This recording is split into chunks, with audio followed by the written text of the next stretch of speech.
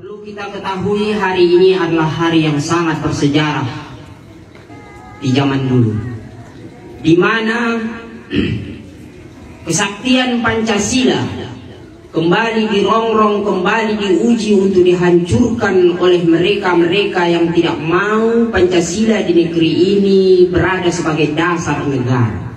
Harus kita tanamkan di dalam jiwa kita bahwa NKRI itu adalah harga mati bagi rakyat Indonesia. Bahwa NKRI itu adalah berdasarkan kepada Pancasila. Lewat pemberontakan yang terjadi di Indonesia ini, lewat pemberontakan PKI sudah 2 kali memberontak, PKI Mediun dan PKI-nya DNID. Sebelum lanjut nonton video ini, jangan lupa tekan tombol subscribe, nyalain loncengnya, like, dan share ke teman-teman kalian.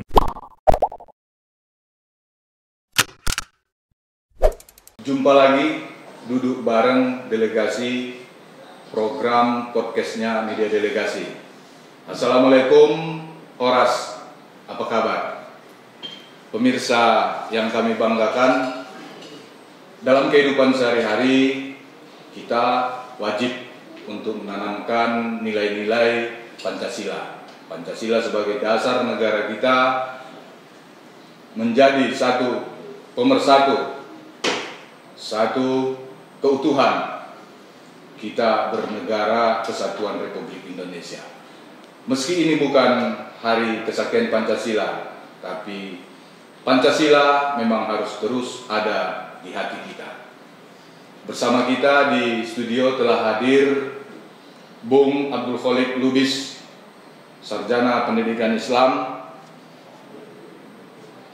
Abdul Kholik ini merupakan guru bahasa Arab di Madrasah Sanawiyah Negeri 2 Deli Serdang di Lubuk Pakam. Alumni Fakultas Tarbiyah Universitas Islam Negeri Sumatera Utara ini tamat tahun 2011. Ia adalah putra kelahiran Pasaman tanggal 27 Juli 1984.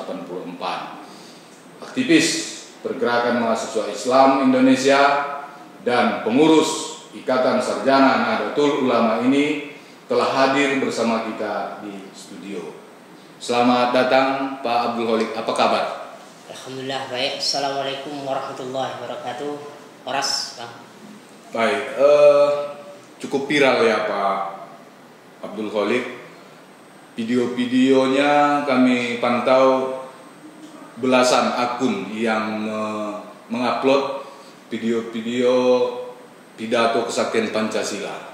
Meski itu tahun 2020 ya, tapi sampai sekarang masih cukup dikunjungi banyak para penggemar medsos kita di Indonesia. Itu bagaimana kok bisa Abdul Kholik ini yang jadi pidato waktu peringatan Hari Kesaktian Pancasila itu? Terima kasih, Bang. Pertama, ketika Hari Kesaktian Pancasila itu, kepala sekolah mencari guru yang untuk menjadi pembina di waktu Hari Kesaktian Pancasila itu. Dan ketepatan saya ditunjuk oleh beliau sebagai pimpinan upacara pada waktu kesaktian Pancasila tersebut. Yang kedua, ketika saya berpidato, memang betul-betul datang dari hati saya yang paling dalam, karena miris kita melihat keadaan sekarang ini, generasi penerus yang kadangkala Pancasila sendiri pun tak hafal, apalagi penghayatan dan pengamalannya. Pancasila itu sendiri tak hafal sama mereka, kebanyakan dari generasi-generasi tersebut. Nah, ini yang bikin kita miris sekarang. Maka timbullah pidato saya seperti itu, yang intinya untuk memperkuat dalam hati mereka, dalam jiwa mereka, bahwa Pancasila itu sebagai dasar negara harus betul-betul diterapkan di negara kesatuan Republik Indonesia ini. Baik, seperti apa kira-kira yang Abdul Kholik lihat tentang pengamalan atau pemahaman sebagian warga kita terhadap Pancasila itu? Apa ada luntur, hampir punah, atau seperti apa? Kalau melihat fenomena akhir-akhir ini, baik dari segi ceramah daripada ustadz-ustadz yang kadang menurut saya itu sangat tak pantas kalau di negara Kesatuan Republik Indonesia ini yang membenturkan antara Pancasila dengan Al-Quran, yang membenturkan Pancasila dengan agama. Itu tidak pantas kalau menurut saya, dan tidak boleh kalau negara Kesatuan Republik Indonesia ini. Karena apa? Pancasila itu sendiri adalah merupakan hasil kesepakatan daripada pendiri bangsa ini. Dan kesepakatan pendiri bangsa itu ada ulama, ada tokoh-tokoh Islam di dalamnya. Mereka bersepakat bahwa Pancasila lah sebagai dasar negara Republik Indonesia yang bisa mewakili semua agama di dalamnya dan tidak bertentangan dengan agama di dalamnya. Nah, kalau kesepakatan ini dikhianati atau tidak disepakati atau melenceng dari kesepakatan ini, menurut saya itu merupakan hal yang sangat miris dan sangat tidak masuk di akal, dan harus disadarkan kembali mereka yang membenturkan antara agama atau Al-Quran dengan Pancasila ini. Nah, itulah makanya timbul pidato saya yang seperti ini. Antara lain mungkin bisa dijelaskan kalau tadi kata Pak Abdul Khalik tentang benturan, mungkin bisa dijabarkan sedikit tentang, katakanlah sila pertama ketuhanan yang Maha Esa itu gimana ini ya penafsirannya? Nah, sila pertama dalam Pancasila itu adalah ketuhanan yang Maha Esa. Semua agama, saya pikir termasuk Islam, mengakui bahwa adanya Tuhan. Islam mengakui adanya Tuhan. Dalam surat Al-Ikhlas, itu ada namanya surah Al-Ikhlas, bunyinya Qul huwallahu ahad. Di situ adalah pentauhidan. Itu sudah menggambarkan atau terdapat intisari daripada Al-Quran itu sendiri. Dan termasuk agama-agama yang lain, saya pikir termasuk agama Kristen, Hindu, Buddha, Konghucu, mengakui adanya Tuhan. Maka sudah terwakili di dalamnya bahwa sila pertama itu tidak bertentangan dengan agama manapun di Indonesia ini, termasuk agama Islam itu sendiri. Kalau keadilan sosial bagi seluruh rakyat Indonesia ini gimana? Keadilan sosial bagi seluruh rakyat Indonesia, keadilan sosial bagi seluruh rakyat Indonesia, semua umat manusia ini, semua agama itu saya kira mengharapkan keadilan di dalamnya. Dan dalam kitab suci semua agama itu ada keadilan, termasuk dalam Islam sendiri, dalam Al-Hadis, dalam Al-Quranul Karim, nilai-nilai keadilan. Terus keadilan dari penguasa, keadilan terhadap sesama, keadilan di dalam keluarga, keadilan dalam berkawan, keadilan di dalam kehidupan ini. Semua agama termasuk Islam. Di dalam Al-Quran berapa kali dijelaskan, dalam Al-Hadis pun berapa kali Nabi menyuruhkan untuk berbuat adil terhadap sesama dan lain sebagainya. Sila kedua juga begitu, dan sila ketiga juga begitu. Persatuan Indonesia. Persatuan Indonesia dalam sila ketiga ini. Ini kan juga menggambarkan bahwa di dalam Al-Quran ada yang dinamakan dengan persatuan. Bersatulah kamu hai kaum muslimin. Dan di dalam agama yang lain juga persatuan ini juga sangat ditekankan. Tidak ada seorang pun yang berharap bercerai-berai. Tidak ada agama manapun yang mengharapkan umatnya itu bercerai-berai atau saling memusuhi satu yang lainnya. Saya pikir semuanya berharap untuk kedamaian di negara kita Republik Indonesia ini. Itu artinya tidak ada alasan untuk membenturkan kitab suci manapun terhadap konteks daripada Pancasila itu sendiri. Tidak ada. Saya kira tidak ada, dan menurut pemahaman saya dari Pancasila tersebut itu tidak ada yang terbentur atau membenturkan, yang bisa membenturkan antara Pancasila dengan kitab manapun, kitab suci manapun, baik itu Alkitab, kitab Injil, atau kitab Weda, atau kitab kita sendiri, kitab Al-Quranul Karim.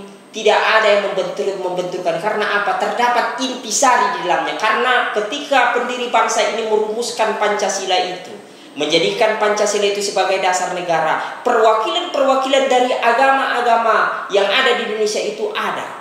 Mana mungkin mereka akan mau dengan sadar mau mengakui Pancasila itu sebagai dasar negara, menjadikan Pancasila itu sebagai dasar negara, seandainya bertentangan dengan salah satu agama di Indonesia ini, termasuk di dalamnya agama Islam. Ada Hasyim Asy'ari di dalamnya yang terkenal dengan keilmuannya tentang Islam, tentang agama Islam. Bahkan beliau termasuk lulusan daripada Timur Tengah sana, menguasai kitab kuning, menguasai ilmu fikih, menguasai ilmu hadis. Mana mungkin beliau Mbah Hasyim Asy'ari akan membiarkan dasar negara yang bertentangan dengan Islam? Tidak akan mungkin. Persoalannya sekarang mungkin pengamalannya, baik pengamalan dalam sikap warga dan pengamalan dari sikap pemerintah terhadap rakyatnya. Ini bagaimana Pak Ali melihatnya? Ya, kita pun sekarang ini miris ketika melihat di tengah masyarakat kita, jangankan mengamalkan, itulah saya bilang awal tadi, jangankan mengamalkan. Kadangkala pun ketika disuruh membacakan tentang Pancasila itu tidak hafal. Akhir-akhir ini timbul ada video ketika disuruh gurunya mengatakan coba hafalkan Pancasila, malah yang dinyanyikan nyanyi balonku ada 5. Ini kan miris kita melihat seperti ini. Maka saya berharap pendidikan moral Pancasila yang sekarang itu dihapuskan dari pembelajaran, kembalikanlah. Biar betul-betul merdeka belajar yang digaungkan oleh Menteri Pendidikan Nadiem Makarim itu betul-betul berhasil. Merdeka belajar itu saya pikir harus ditambah juga dengan rasa cinta, ditanamkan kepada murid itu, ditambahkan rasa cinta terhadap negara, rasa cinta terhadap lambang negara, rasa cinta terhadap dasar negara ini harus diikutsertakan. Itu harapan saya. Jangan cuma hanya tentang sains, tentang keilmuan dunia, keilmuan tentang yang lainnya. Jangan cuma itu, tapi tanamkan kembali kepada peserta didik ini di dalam program Merdeka Belajar Nadiem Makarim ini. Tanamkan kembali nilai Pancasila dalam diri peserta didik. Kalau perlu sebelum belajar, nyanyikan Indonesia Raya.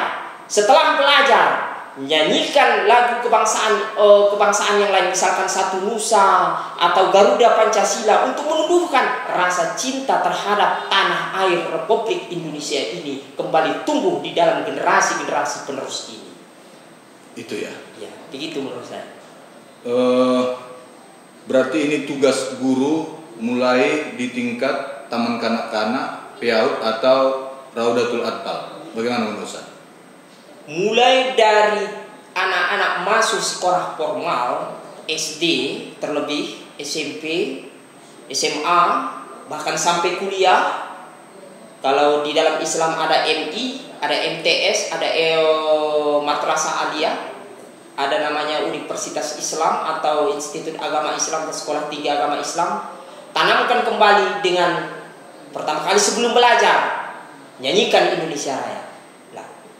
Ada yang bilang, Ustadz, Indonesia Raya itu kan ketika menyanyikannya itu tidak wajib, tidak apa. Memang tidak wajib, tidak ada dalilnya dalam Al-Quran. Memang tidak ada dalilnya ketika mengapakan Indonesia Raya. Akan tetapi karena rasa syukur kita telah merdekanya Indonesia dari penjajah, rasa syukur kita terhadap bangsa ini yang telah terlepas dari penjajah berapa ratus tahun dijajah, rasa syukur kita bukan karena apa kira mengagung-agungkan seperti apa namanya kewajiban apa yang lainnya, tidak, tapi rasa cinta dan rasa syukur kita.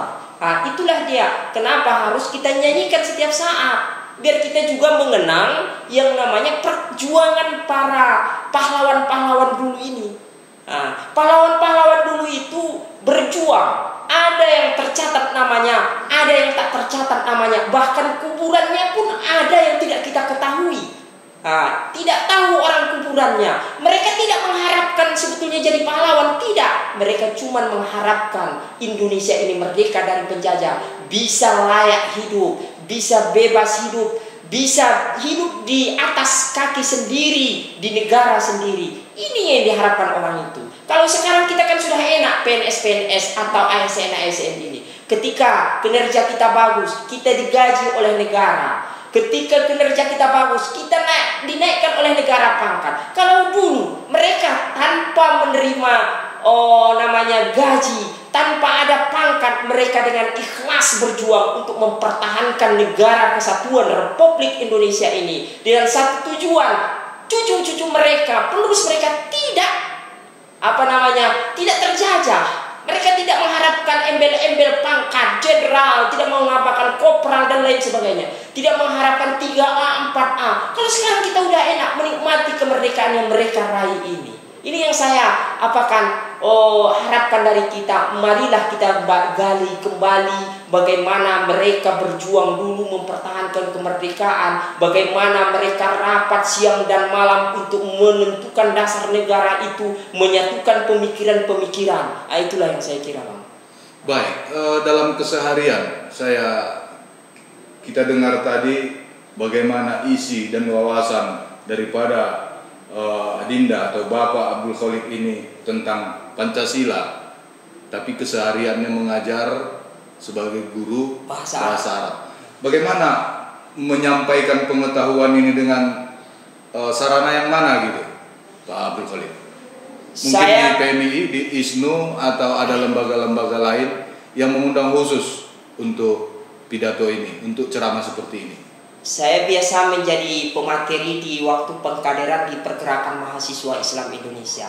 Memang ketika saya dikader di Pergerakan Mahasiswa Islam Indonesia, yang pertama kali diterapkan itu atau ditekankan itu adalah nilai kebangsaan dan kecintaan terhadap NKRI dan terhadap lambang negara termasuk Pancasila. Itu yang pertama.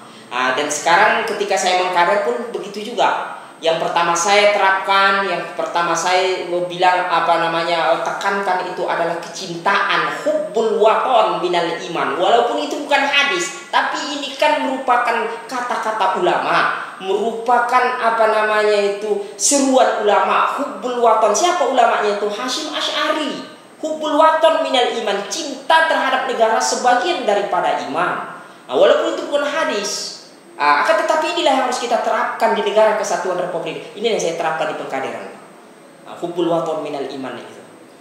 Bagaimana cara mencintai negara ini, bagaimana cara menanamkan dalam hati mereka dasar negara Pancasila itu, Undang-Undang Dasar 1445, bagaimana kita mencintai sesama kita, mencintai bukan cuma sebagai mencintai satu golongan misalkan agama Islam saja, tapi mencintai orang-orang non-Islam termasuk Kristen, Hindu dan Buddha. Mencintai apa? Sebagai kalau dalam Islam ada ukhuwah insaniyah, ukhuwah Islamiyah. Kalau di dalam bernegara ada namanya ukhuwah watoniyah atau persaudaraan sebangsa dan setanah air. Itu yang saya tekankan.